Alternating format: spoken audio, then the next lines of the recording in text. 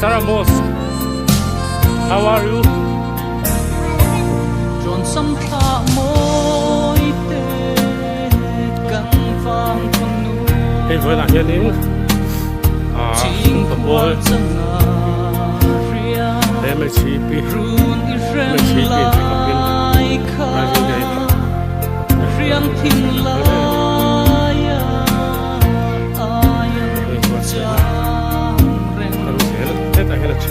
đang siết quy lâu hiền cà phê rèn chê cà phê mặn lâu ca suy lung lên bia thu đang rua lâu kinh sa mual aliam lệ si riêng đòn lu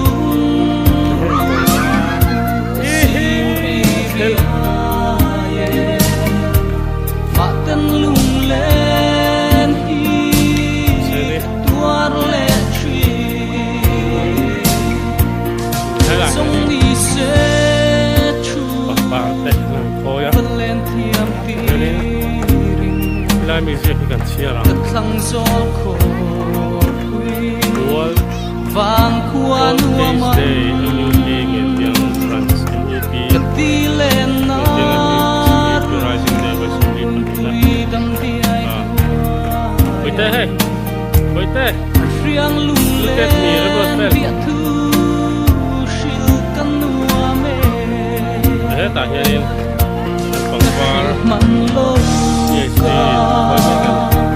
suy lung lên bia thu dang rua la vinh sa mual aliam le si riang don lung ru sikul no pangthau sing ri ria what say na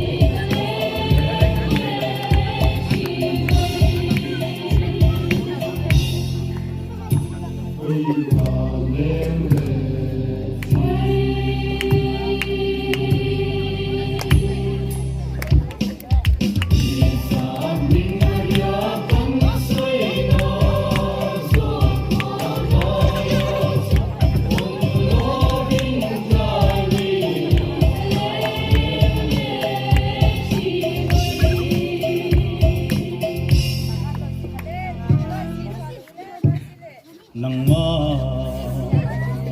mùa lần khói sáng